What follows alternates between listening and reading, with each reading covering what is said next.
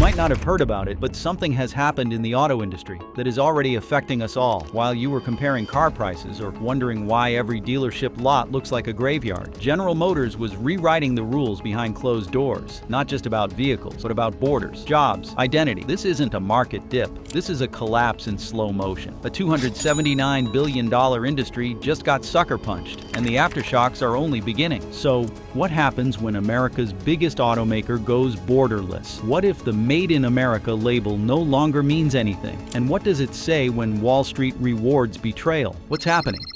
For most of American history, presidents and corporate titans shared a tense, mostly unspoken pact. The government makes the rules, and companies quietly comply. But in 2024, General Motors broke the script. Mary Barra, CEO of GM, stepped up to the podium and delivered a response that no one expected. She didn't hedge. She didn't grovel. She pushed back. In a press briefing that aired across every major network, Barra calmly declared that GM had contingency plans in place. Not vague suggestions or empty optimism, but concrete, actionable strategies. Without blinking, she stated that GM could absorb as much as 50% of the tariff shock without raising prices, without slashing production, and without deploying new capital. It was a calculated, confident strike. The message to Washington was clear: we are not your pawn. It was a line in the sand that instantly divided the business world. Ford, by contrast, played it safe. Jim Farley issued a statement calling the tariffs chaotic and destabilizing, but stopped short of challenging the president's authority. Barra, however, wasn't interested in optics. She was interested in leverage. Behind closed doors, GM activated internal task forces. CFO Paul Jacobson issued a parallel statement outlining even more aggressive long-term measures. Production could be shifted. Supply lines could be rerouted. In short, GM could and would play hardball. The move set off a chain reaction. Trump's team, reportedly enraged by Barra's tone, began exploring retaliatory steps. Media allies of the president framed GM as unpatriotic. Hashtags began trending. Calls for boycotts surfaced online, and in response, GM doubled down. The company held its position publicly and refused to walk back its language. Internally, they knew the stakes. This wasn't just about tariff math. It was about narrative dominance. Would the public believe GM was protecting jobs or outsourcing them? Would workers rally behind the president or their employer? While the country debated that question, Trump decided to escalate. He announced new tariffs, this time on raw materials, steel and aluminum, the very elements that made the cars. Steel, aluminum, and the collapse of margin. Steel beams, aluminum body panels, battery casings, engine blocks. These were the building blocks of American manufacturing, and overnight they became too expensive to sustain. The new tariffs struck like a second wave. Steel imports faced 25% duties. Aluminum imports were taxed at 10%. GM, already bracing for impact from vehicle tariffs, now had to recalibrate its entire material sourcing strategy. Margins evaporated. Vehicles that once delivered a healthy 3 to 5% profit were now operating in the red. Especially electric vehicles, which rely heavily on aluminum for weight reduction, suddenly became even riskier to produce. By this point, Barra and Jacobson were holding emergency calls with investors. Questions flooded in. Would the company shift entirely to domestic materials? Could they renegotiate fixed contracts? What would happen to electric vehicle timelines? Barra's answer was striking. GM already had fixed price agreements for steel and aluminum that would hold steady, but only in the short term. And after that, the company had other plans. The financial bleed was real, but the damage wasn't evenly distributed. GM absorbed the hit, but the smaller players, Tier 2 and Tier 3 suppliers, began to collapse. Entire regional ecosystems that depended on affordable Canadian or Mexican materials buckled under the weight of tariff-induced inflation. Consumer sentiment followed. Dealerships reported buyer hesitation. Price quotes jumped. Lenders recalculated residual values and raised leasing rates. What had started as a political decision now looked like a systemic threat. But even as the margins collapsed, something else was happening behind GM's curtain. Something methodical, quiet, and very deliberate. Because while the rest of the industry was playing defense, GM had already moved to offense, a quiet exit strategy. Years before tariffs ever made headlines, General Motors was executing a playbook no one outside the company knew existed. It started in the mid-2010s, when executives recognized the vulnerability of relying too heavily on domestic infrastructure. The signs were there: rising labor costs, volatile political cycles, and an unpredictable regulatory climate. So GM acted. They began spreading out. Plants opened in Mexico, in China, in Southeast Asia. Not for show, for scale. And over time, the company diversified not just where it assembled vehicles, but where it sourced every major component. By 2024, GM had 4 major Mexican facilities, producing over 700,000 vehicles annually. These weren't leftovers or budget builds. They were key models like the Chevrolet Equinox, Silverado, Blazer, and the GMC Sierra. Entire battery modules and EV powertrains were being exported from abroad. And when Trump dropped the tariff bomb, GM didn't flinch. It adjusted. Production quotas were shifted. Logistics routes were rewritten. Orders were redirected to plants already positioned to handle the overflow. General Motors essentially rerouted its global circulatory system in real time. The public never saw it coming because what looked like resilience was actually foresight. GM didn't prepare for a trade war in 6 months. It had engineered a corporate firewall over 10 years. And now, with the White House escalating again, that firewall was about to be tested because the next move would not be defensive, it would be decisive. And the retaliation from Washington was just getting started. We dig deeper than the headlines. Every fact, every twist in this story. We tracked it down, verified it, and built this video to give you the truth no one else will say out loud. If you're tired of corporate spin and media distractions, hit that subscribe button right now. Mexico, Musk, and the illusion of domestic production. For years, the phrase "Made in America" was more than just a marketing slogan. It was a political shield. Presidents campaigned on it, executives used it to win headlines, and consumers wore it like a badge of patriotism. But now, that label means less than ever, and General Motors just exposed why. While Donald Trump waged a tariff war to force automakers back onto American soil, GM was quietly entrenching itself deeper in Mexico. It wasn't a betrayal, it was a blueprint. The Ramos Arizpe plant produced the Chevrolet Equinox. The Silao factory churned out the Silverado and the GMC Sierra. 4 massive facilities, dozens of parts suppliers, and a labor force that costs a fraction of its American counterpart. In 2024 alone, GM's Mexican plants produced more than 700,000 vehicles. Nearly 1 out of every 3 GM cars sold in the United States came from across the southern border. The irony? Tesla, the supposed poster child of American innovation, had also flirted with building a factory in Mexico. Elon Musk announced it with bravado, a multi-billion-dollar gigafactory, next-generation efficiency, a sign that Tesla could scale globally. But as Trump's tariffs escalated, that plan went silent. Musk shelved the project indefinitely, citing market volatility. The real reason? Political uncertainty. With a 25% tax hanging over every imported vehicle, the Mexico project was no longer viable. But GM had options. While Musk backed down, GM ramped up. Their Mexican production lines were already humming. Their logistics were already optimized. Their contracts were already signed. Trump's tariffs may have scared off Tesla, but for GM, they were just another line item on a spreadsheet. And here's where it gets wild. GM didn't just hide this reliance, they spun it. Within days of Trump's second round of tariffs, Mary Barra announced a bold pivot. GM would be reinvesting in American manufacturing. The headlines wrote themselves. GM brings jobs back. Detroit revival. American auto comeback. But buried in the fine print was a reality check. Nothing was being brought back. It never left. And just when it looked like GM was doubling down on Mexico, they flipped the script again. Because the next move wasn't a retreat, it was a performance. But what looked like a patriotic return was nothing more than a mirage. And GM was counting on no one reading the fine print. The $59 billion homecoming mirage. $60 billion.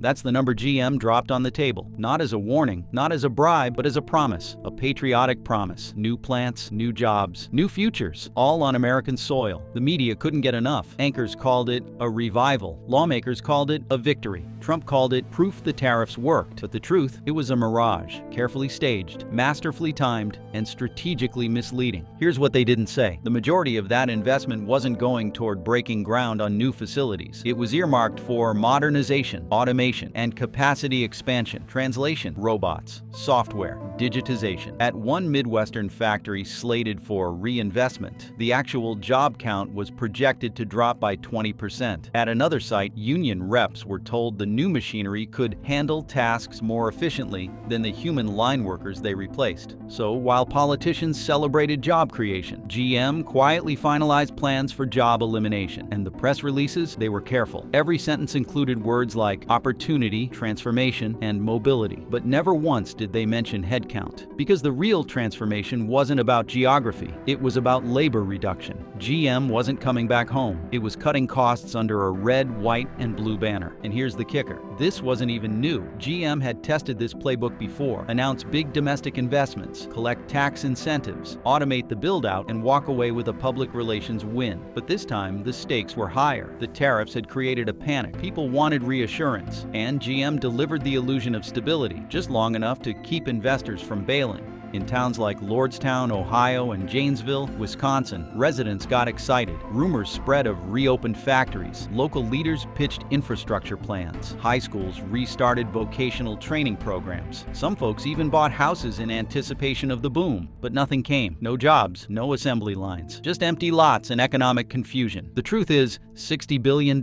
sounds like salvation, but when it's deployed through robots and lean manufacturing models, it becomes a scalpel, not a lifeline. And now GM's sights shift from policy to power. Lithium, batteries, and the supply chain nobody controls. While Trump raged about tariffs, GM was locking up the future, not in factories or trade deals, but in minerals, because the battle for the 21st century auto industry isn't about assembly lines, it's about what powers them. And GM had spent years securing lithium from China, cobalt from the Democratic Republic of the Congo, and battery refining capacity in Southeast Asia. This wasn't outsourcing, this was empire building. Lithium, cobalt, nickel, these are the new oil. Without them, no EV rolls off the line. Without them, range disappears, power fails, innovation halts. GM saw what others didn't. While Ford and others bet on domestic scaling, GM went straight to the source. The result? A vertically integrated materials pipeline that couldn't be touched by American policy. In 2024, GM's global battery capacity exceeded expectations by over 30%, driven by foreign partnerships few American media outlets even reported on, refineries in Indonesia, mineral rights in Argentina, strategic partnerships with Chinese tech firms that raised eyebrows in Washington but delivered results in Shanghai. And it worked. The company locked in future-proof pricing. While competitors scrambled to pay spot market rates for lithium, GM paid pre-negotiated prices from long-term deals. That meant better margins, faster production, and insulation from price volatility. Even more powerful, General Motors used these mineral contracts to shape entire electric vehicle economies. Countries hungry for foreign investment gave up tax breaks, land access, and infrastructure rights just to bring GM facilities within their borders. This wasn't car manufacturing, this was geopolitical engineering. The supply chain had become the weapon, and GM was the one holding the trigger. But that global expansion triggered something else, something GM didn't fully account for: rage in the Rust Belt.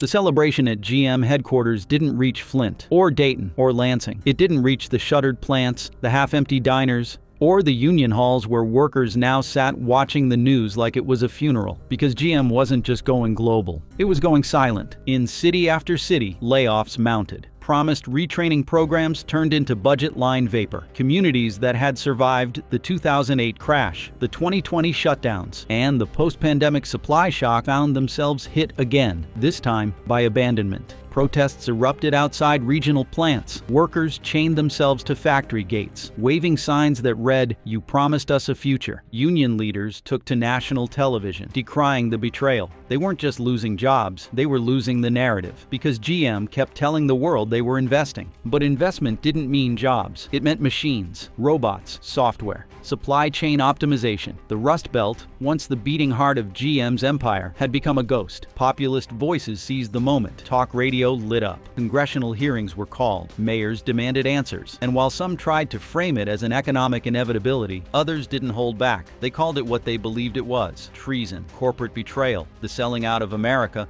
for a higher quarterly return. Meanwhile, GM's media campaign tried to spin the narrative. Commercials showcasing EV production, American flags, and diverse factory workers played on repeat. But it wasn't enough, because viewers weren't stupid. They could see the contrast between what was said and what was seen, between the future GM wanted to sell and the present it had abandoned. And then Washington picked up the scent, the Washington reversal.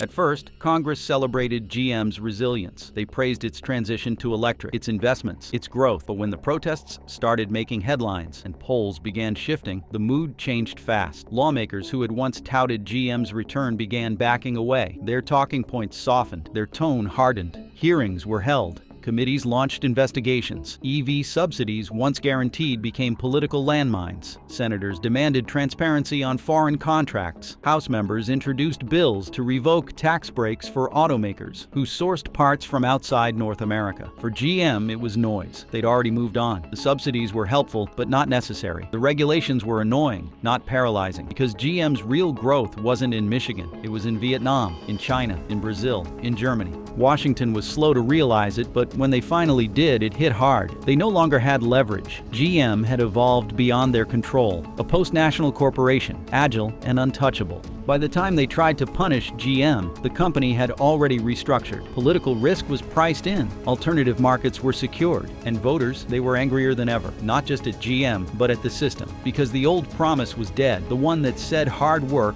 plus loyalty equals stability. GM's new model shattered that, and while Wall Street applauded, Main Street boiled. But GM, they had stopped caring about politics months ago. What they were building now wasn't for America, it was for the world. The end of Made in America. There was a time when Made in America meant something. It was more than a label, it was a promise, a symbol of pride, labor, strength, and resilience. It told the world that a product was built by American hands, in American cities, for American families. But that promise, it's over. And General Motors just made it official. In a quiet investor call that should have made headlines, GM leadership confirmed what many insiders already knew. Domestic sourcing is no longer the company's top priority. It is not even in the top 3. Instead, the focus is shifting to what they call flexible global logistics. That phrase might sound harmless, but behind it is a seismic shift in corporate strategy. It means parts, production, and even engineering will now go wherever it's cheapest, fastest, and least politically risky. This is not a betrayal born out of greed. It's a cold calculation shaped by tariffs, supply chain shocks, and labor volatility. After surviving multiple rounds of economic warfare, GM has decided it's done playing by American rules. The myth of reshoring, dead. The dream of domestic dominance, discarded. What remains is a corporate strategy rooted in fluid geography and global arbitrage. To understand how far we've fallen, you have to look back. General Motors once represented the pinnacle of American manufacturing. At its peak in the 1950s and 60s, it employed over 600,000 people in the United States alone. Entire towns in Michigan, Ohio, Indiana, and Pennsylvania rose around its plants. Back then, GM did not just build cars, it built the middle class. But over time, the math changed. Wages rose, labor disputes multiplied.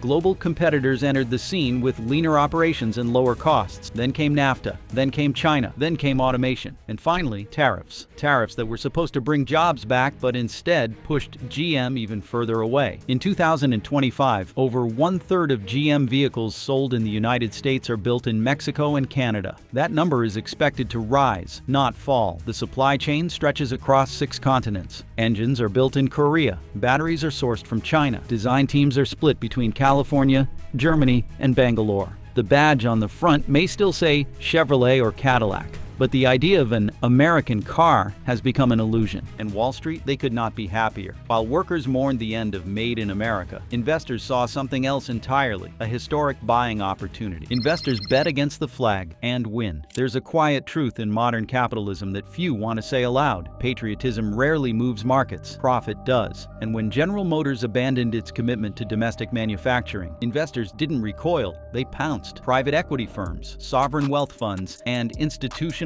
giants like BlackRock and Vanguard all increased their positions in General Motors after its global pivot was announced. The company's shares, which had dipped during the tariff panic, rebounded sharply. In fact, the announcement that GM was officially deprioritizing American sourcing triggered a 6-point jump in after-hours trading. The message was clear. Nationalism might make good headlines, but it makes bad balance sheets. The playbook wasn't new. It had been tested during the offshoring wave of the 2010s. But what made this moment unique was how openly the market rewarded the abandonment of national identity. This wasn't about trimming jobs quietly. This was a public divorce from the American manufacturing ideal, and the capital markets cheered. Tech investors got in too. They weren't looking at GM as a car company anymore. They saw a logistics platform, a data giant, a future mobility ecosystem operating beyond borders. They weren't buying trucks. They were buying the idea of post-geographic revenue. And that, in investor terms, is pure gold. Sovereign wealth funds from the Middle East and Asia increased their stake as well. Why? Because these entities don't invest based on sentiment. They invest based on structural leverage. And General Motors' new model gives them exactly that: access access to battery plants in Indonesia, rare earth processing in Africa, and fast EV rollout in Europe and Latin America. And who got left behind? Small investors, American pensioners, union retirement funds that held on to GM stock out of loyalty. Their gains were modest, their influence erased. In the age of algorithmic trading and geopolitical capital, the people who built General Motors no longer own it. This wasn't just a bet against the flag, it was a win. The financial system had chosen its side, and it was not red, white, and blue.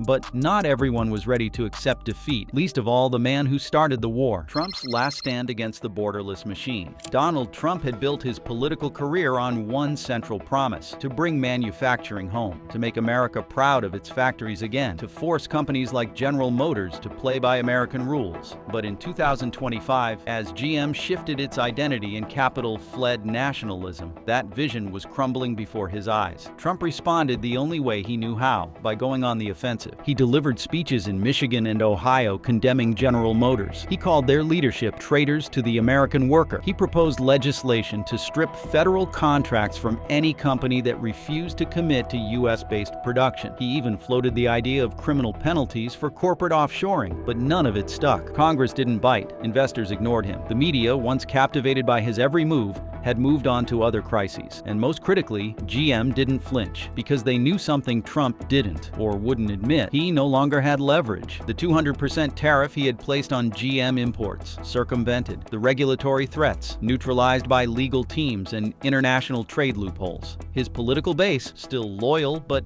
increasingly disillusioned. How could he bring jobs back when the very definition of a job was changing? When production happened in software lines, not assembly lines. Trump's era of industrial nationalism was ending, not with a bang, but with a restructuring memo and a press release. His final stand had failed, and while Trump tried to rally one more time, GM had already crossed the final line. GM leaves the country and the century behind. In late 2025, General Motors announced it would relocate key executive functions, including elements of its financial planning, innovation labs, and platform strategy divisions, to Singapore and Berlin. Detroit would remain a heritage operations hub, but the future of GM would be global. First, digital forward and post-national. The company unveiled its final evolution. No longer a traditional automaker, but a global mobility solutions entity. That phrase might sound like marketing fluff, but what it really meant was this: GM no longer sees itself as American. It sees itself as a network, a platform, a data stream. Cars are just one product in a portfolio that includes ride-sharing, battery software, renewable logistics, and cross-border data infrastructure. What we are witnessing is not just the decline of a company's loyalty, it is the collapse of the very idea that an economy belongs to a nation. In its place, we now have mobile capital, transient labor, and automated infrastructure. And when the history of the 21st century manufacturing is written, this chapter, right here, will be the turning point. Do you think GM is saving itself or selling us out? Drop your take in the comments. And if you want the next chapter before it hits the headlines, you know what to do.